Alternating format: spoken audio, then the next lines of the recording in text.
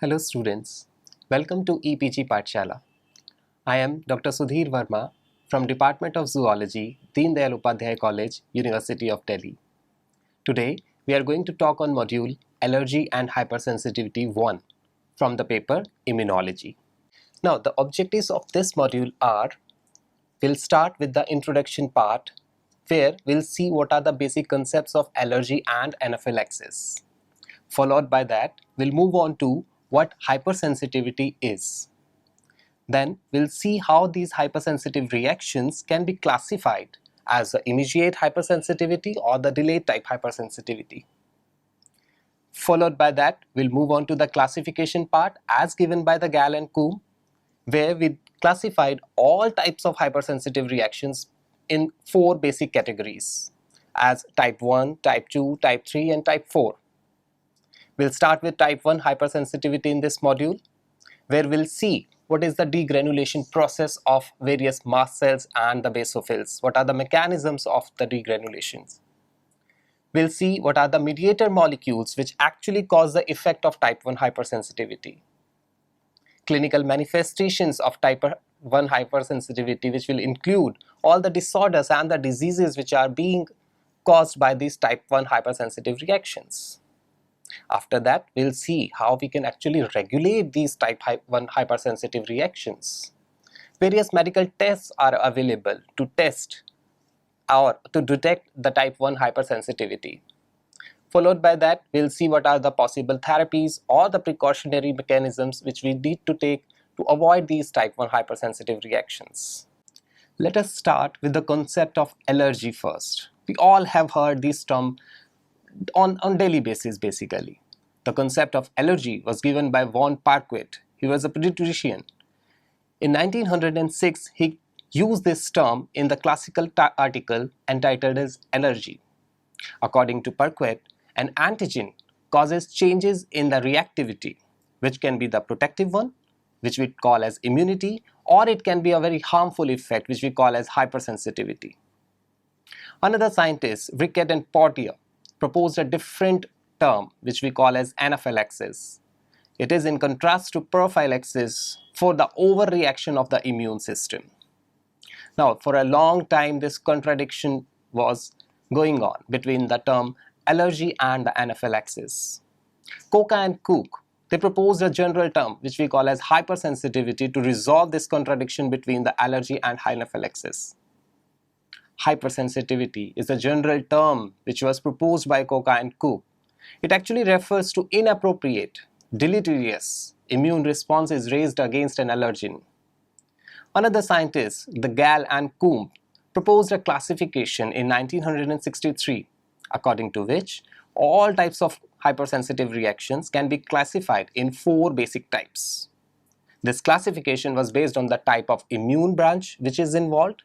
As we know, there are 2 basic branches, the humoral one and the cell-mediated one. This classification is also based on the time taken to show the symptoms. Based on the duration of showing the symptoms, it can be either the immediate one or the delayed type hypersensitivity. Various immune mechanisms can be used to differentiate these 4 reactions. The cells and the mediator molecules which are involved in 4 different types of classification mechanisms. We'll start with the type 1 hypersensitivity. Type 1 hypersensitivity is IgE based allergic reaction which is raised against various allergens. It is a humoral immunity based immediate type hypersensitive reaction. For example, the asthma. Type 2 hypersensitivity is IgG mediated cytotoxic hypersensitivity which is also humoral immunity based immediate type reaction. For example, the erythroblastosis fetalis. Type 3 hypersensitive reaction is the immune complex mediated, the complex of the antigen and the antibody. Again, it's a humoral and immediate type hypersensitivity. For example, the rheumatoid arthritis. Type 4 hypersensitivity is cell mediated in contrast to RES3. It is cell mediated, it is delayed type hypersensitive reaction. For example, the contact dermatitis. Basic components of type 1 hypersensitivity are allergens, immune cells, cytokines, IgE, Fc receptors for IgE and various mediator molecules. The clinical manifestation of type 1 hypersensitivity includes either the systemic anaphylaxis or the localized anaphylaxis.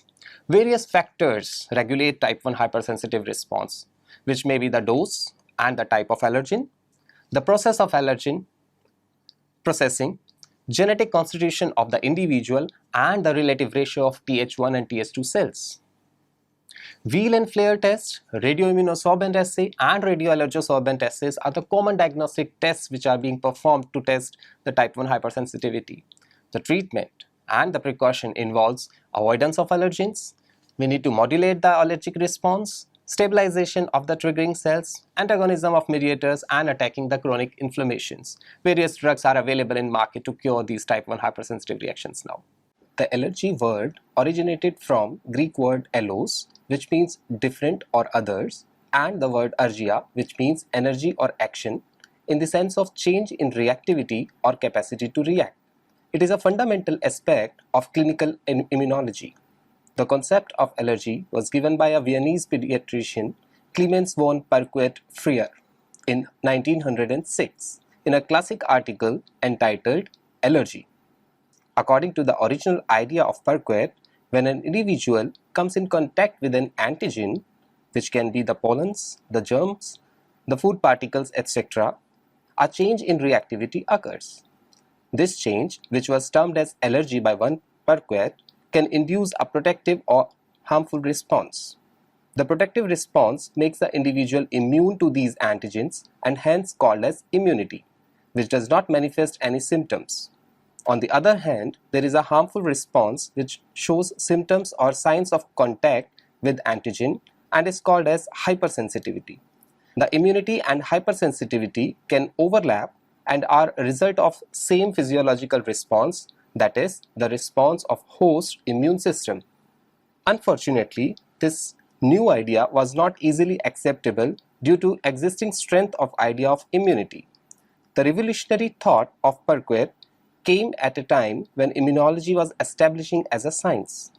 The idea of immunity by notable scientists such as Pasteur, Ehrlich, Mechnikov, Bodet, Bering, etc. in 19th century hindered and delayed the acceptance of Perquet's idea. Nobody could even imagine at that time that immune system can harm the host it protects. The French physiologists Charles Riquet and Paul Pottier rejected the term allergy as they regarded it as unnecessary new term in addition to anaphylaxis that they already coined. These two scientists were suggested by Prince to study the toxic properties of Physalia, which is a jellyfish. They experimented with the use of isolated jellyfish toxins as vaccines. They injected dogs with purified toxins, followed by a booster. Instead of producing antibodies against the toxin, the dog immediately showed vomiting, diarrhea, asphyxia, and even death. These dogs clearly overreacted to the antigens, which was termed as anaphylaxis by Pottier and Riquet, in contrast to prophylaxis to describe this overreaction. Riquet was awarded the Nobel Prize in Physiology or Medicine in 1913 in recognition of his work on anaphylaxis. Von Perquet and Riquet's perspectives were different, but since anaphylaxis was easier to understand, it gained more interest. The phenomena of allergy was much broader, but the functioning of immune system and its involvement in diseases than anaphylaxis, an initial purely experimental phenomena.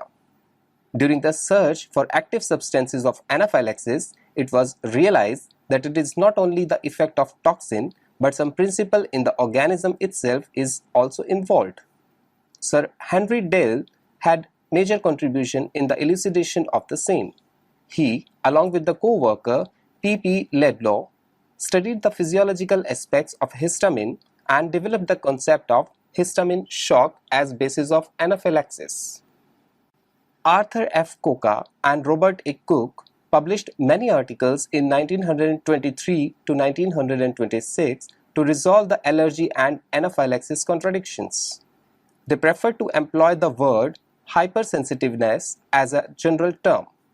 They divided hypersensitivity into normal type, that is, the contact dermatitis, serum sickness, etc., and abnormal type, that is anaphylaxis, atopy, etc.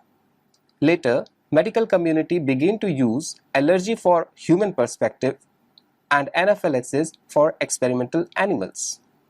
There were no significant modifications in understanding of idea of allergy on its use until 1963, when Philip George Gell and Robert Royston Coombs classified hypersensitive reactions in their book Clinical Aspects of Immunology.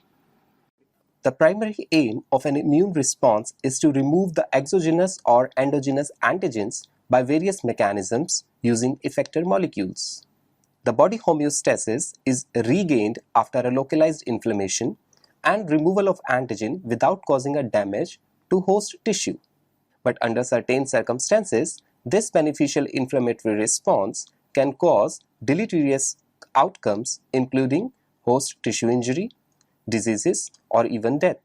Such a harmful, inappropriate immune response is termed as hypersensitive response or reaction, or simply the hypersensitivity. The hypersensitive word implies that a person is excessively or more sensitive to an antigen as compared to normal response shown by other persons. Though it indicates towards an elevated or increased immune response, it is not actually the case always. An appropriate immune response is also considered as hypersensitive besides a heightened immune response. Let us now discuss the difference between an immediate and a delayed type hypersensitivity. As we said, based on the time taken to manifest the symptoms, a hypersensitive reaction can be either the immediate one or the delayed type. If the symptoms are observed within minutes or hours of antigen encounter, it is called as immediate hypersensitive reaction. The anaphylactic reaction initiated by antibody or antigen-antibody complex, that is humoral immunity, come under this category. The other category, which we call as delayed type hypersensitivity, is named so because of delay in appearance of symptoms until several days after exposure. Hypersensitive reaction in the course of cell-mediated immune response come under this category. Let us discuss the classification given by Gell and Coombs for classifying the hypersensitive reactions. Based on the type of immune response involved, that is, the humoral or the cell-mediated, and the effector molecules involved, different immune mechanisms are involved in generation of hypersensitive reactions. Accordingly, hypersensitive reactions can be categorized in different types. The British immunologist Philip George Gell and Robert Royston Coombs proposed a classification scheme for hypersensitive reactions in their book Classical Aspects of Immunology in 1963. They divided hypersensitive reactions as type 1, type 2, type 3 and type 4 hypersensitive reactions.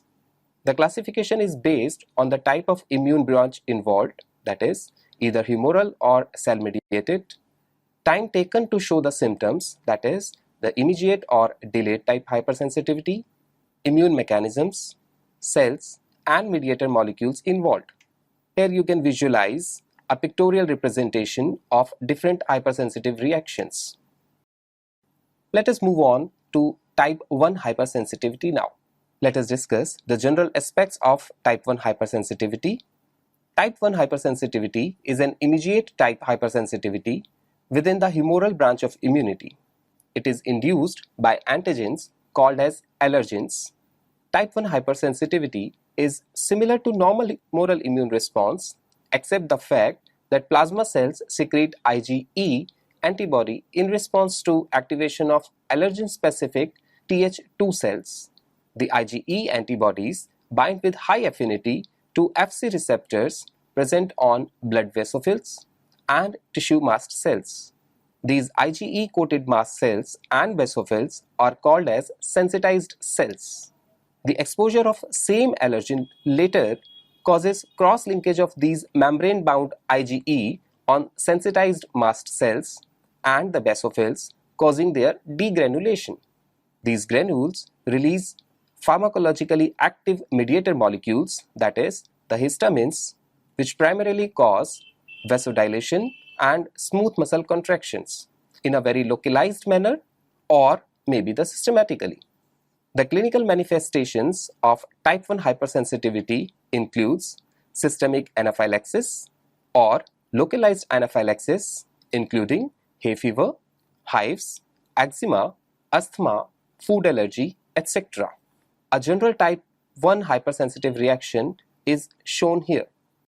Let us discuss the various components which are involved in type 1 hypersensitive reaction. Allergens. The term allergen refers to non-parasitic environmental antigens which stimulate type 1 hypersensitive response in allergic or atopic individuals on repeated exposures. The significantly high serum IgE level is mounted in humans against parasitic infections only, but the people who are genetically predisposed to development of IgE-mediated immediate hypersensitivity, that is type 1, against common environmental antigens have this abnormality called as atopy. These individuals have regulatory defects for IgE, because of which non-parasitic antigens also stimulate IgE production, causing tissue damage and hypersensitivity.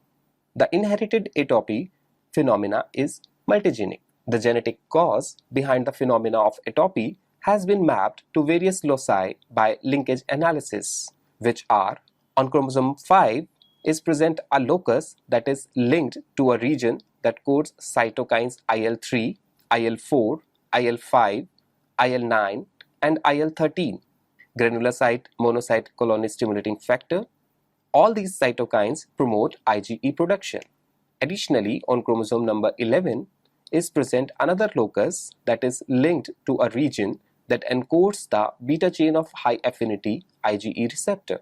On chromosome number 6 is present the MHC genes, which have also been linked to IgE response.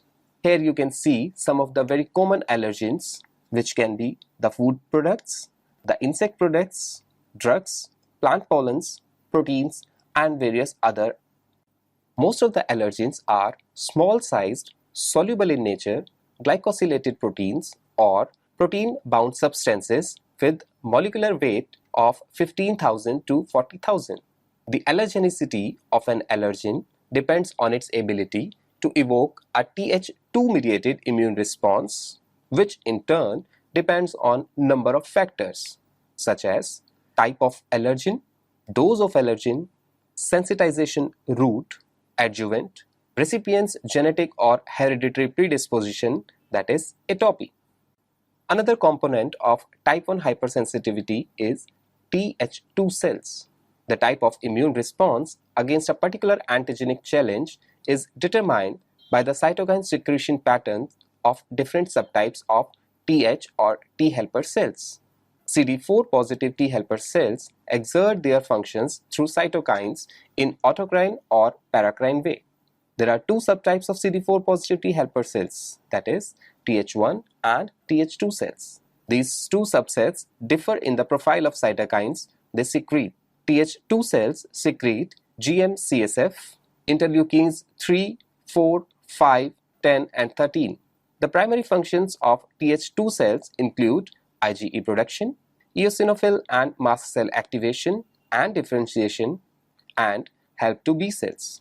Interleukin 4 secreted by Th2 cells promote the class switching in B cells from IgM to IgE. This effect on IgE production messes up with the differentiation and activation of eosinophil by IL-5 because eosinophil possess Fc epsilon receptors which bind IgE. The parasitic infections and allergic reactions induce Th2 responses leading to antiparasitic and type 1 hypersensitive reactions. The Th2 cytokine profile is higher in allergic diseases and helminthic infections. Let's move on to another component, that is immunoglobulin E. Immunoglobulin E or IgE is named so in reference to E antigen of ragweed pollen, which is a potent inducer of this class of antibody. Though the amount of IgE in serum is very low, but its potent biological activity made it to be identified. It was identified by Otto Karl Willi Prosnitz and Heinz Kastner in 1921 as a serum component responsible for allergic reactions. They injected serum from an allergic person to a non-allergic person intradermally. The later injection of appropriate antigen at the same site caused swelling and redness termed as wheal and flare reaction. This reaction is called as PK reaction after the name of their discoverers, Prosness and Kastner. It was the first evidence of biological activity of IgE, though the IgE was not known at that time. The IgE was first identified by Kimchij and Teruka Ishizaka in 1966. They immunized the rabbit with serum of an allergic human individual to prepare anti-isotype antiserum. The serum of rabbit thus obtained was reacted with all the known antibodies at that time. This way, each of the anti-isotype known antibodies was precipitated and removed from the rabbit antisera. The remaining serum was still having an antibody which could block the PK reaction, and this new class of antibody was named as IgE. IgE mediates two immune functions, that is, allergic reactions or type 1 hypersensitive reactions and antibody-dependent cell-mediated cytotoxicity, antiparasitic defense. IgE has higher molecular weight than IgG due to additional constant region domain which replaces the hinge region of IgG. Here you can visualize some of the properties of human serum immunoglobulin E. It has molecular weight of 1,90,000 as compared to 1,50,000 of IgG. The heavy chain component is epsilon. The light chain component can be either kappa or lambda. The normal serum level of this particular antibody is 0.1 to 0.4 microgram per ml. The in vivo serum half-life is around 2.5 days, and the primary function involves mast cell and eosinophil degranulation. The mast cells can be activated by a number of stimuli, which then can release a spectrum of mediators in discriminating manner. These mediators include histamines, protease, and other enzymes, growth factors, chemokines, cytokines, etc. Mast cells adapt various phenotypes based on their microenvironments, and this property is called as mast cell heterogeneity. Rodents have two major subtypes of mast cells, that is, mucosal type and the connective tissue types. The differences between the two are shown here. Basophils are the non-phagocytic granulocytic leukocytes that are found in most vertebrates. They are the least abundant population of granulocyte in peripheral blood, comprising 0.5 to 1% of total leukocytes. The primary function is release of histamines and leukotrienes in response to IgE-mediated activation, that is, role in type 1 hypersensitivity. The biological activity of IgE depends upon its binding with its receptors. Two types of epsilon receptors are there based on their differences in affinity for IgE, cellular distribution, and their effects post-IgE binding, that is, Fc epsilon R1 and Fc epsilon R2. The type 1 receptors is structurally composed of 4 polypeptide chains, and it is high affinity IgE receptor, whereas the type 2 receptor is structurally composed of single polypeptide chain and is low affinity IgE receptor. Degranulation is simply a cellular process of releasing bioactive molecules from cytoplasmic granules, secretory vesicles in cells like mast cells and the granulocytes. Various mechanisms, including the ones that can bypass the need of allergen or IgE, are shown here in the diagram. A series of well-coordinated intracellular events help in activation and degranulation or release of mediators from the mast cells or the basophils. Various proteins, lipid kinases, and phosphatases along with cytoskeletal rearrangements are involved in these biochemical events. A sequential mechanism along with the pictorial depiction of the same is elaborated here.